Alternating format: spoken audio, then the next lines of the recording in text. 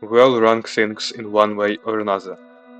We order items that we wanna buy based on our needs or sort restaurants based on parameters such as food quality, atmosphere, and service. We ourselves often get ranked in schools and universities based on our performance. Or if you do martial arts, then you're getting ranked based on how good you fight. We encounter ranking systems everywhere in our daily lives, so let's dive in.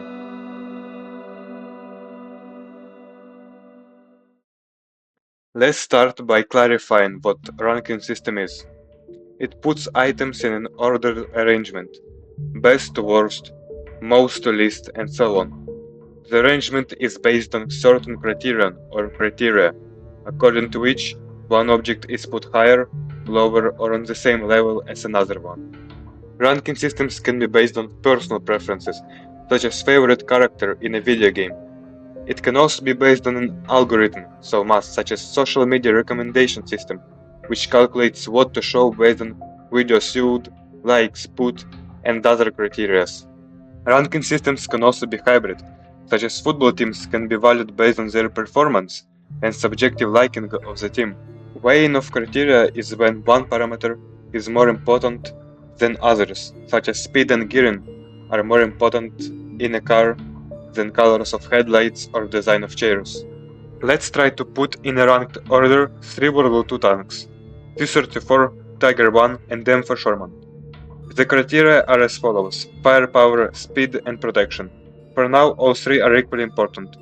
Let's say T-34 has a firepower of 40, protection of 60 and speed of 70. Tiger 1 has firepower of 70, speed of 20 and protection of 90.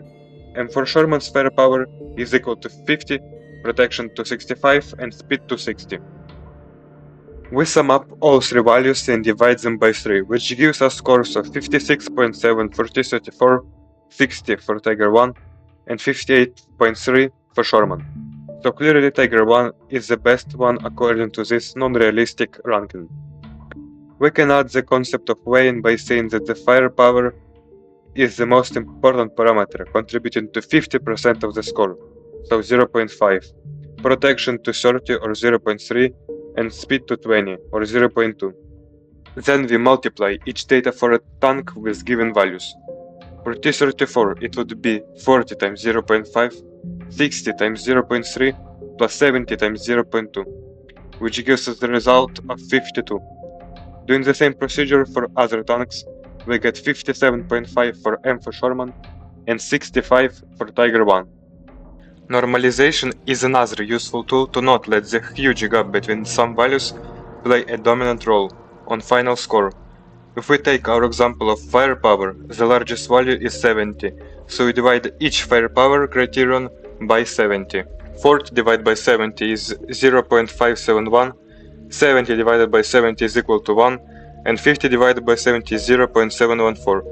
For protection we divide each value by 90, and for speed each value by 70. And in weighing we simply multiply each normalized values by weighing values.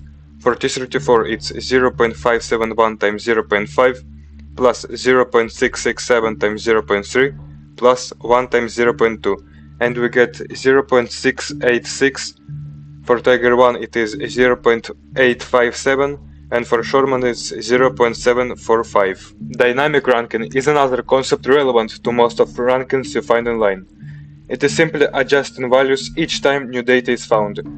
In our example, speed becomes more important and now it has a weight of 0.6 and it alters the rankings of tanks.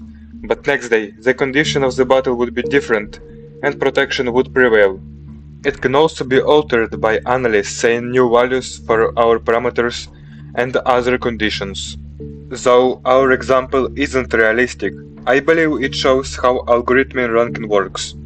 Obviously, subjective ranking is based on your personal opinion, and in case of hybrid you can just adapt your personal feelings, such as saying that you like this tank more because of your personal values, to an algorithmic ranking.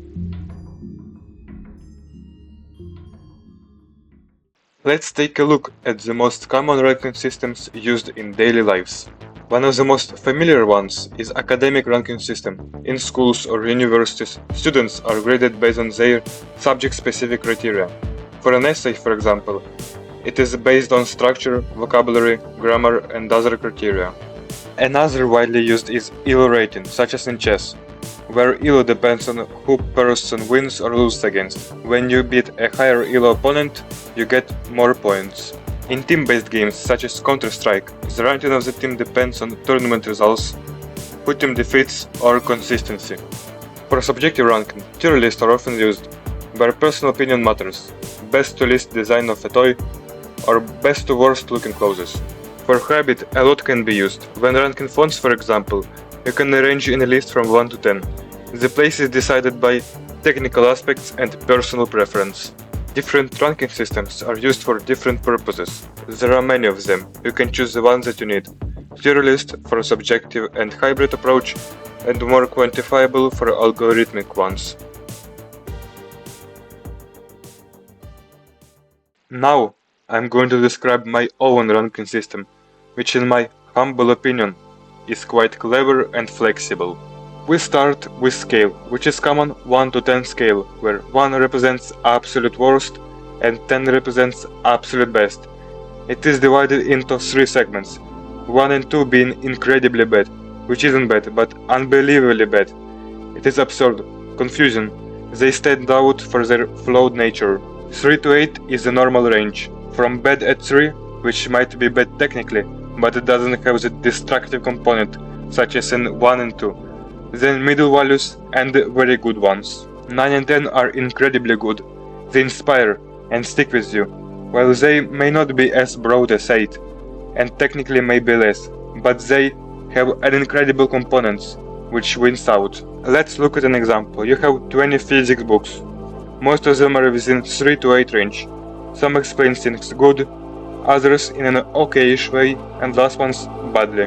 But few of them are so terrible they confuse, misinterpret concepts, talk about pseudoscience or metaphysics.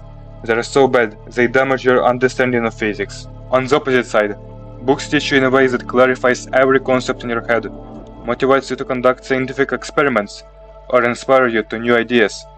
9 to 10 may concern a small topic like thermodynamics, while 8 touches upon everything, but it explains thermodynamics in the best way possible, sparking something inside of a reader. This system values both technicality and impact on a person.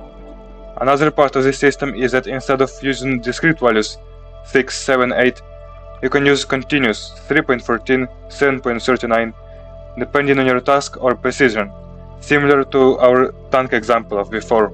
It can also implement all 3 systems. I hope this video helps you understand the concept of ranking systems better. If you noticed any mistakes or have ideas on how to improve the video, feel free to share your thoughts in the comments. It helps improve my content. Thanks for watching. If you found this video useful and interesting, like and subscribe. It helps.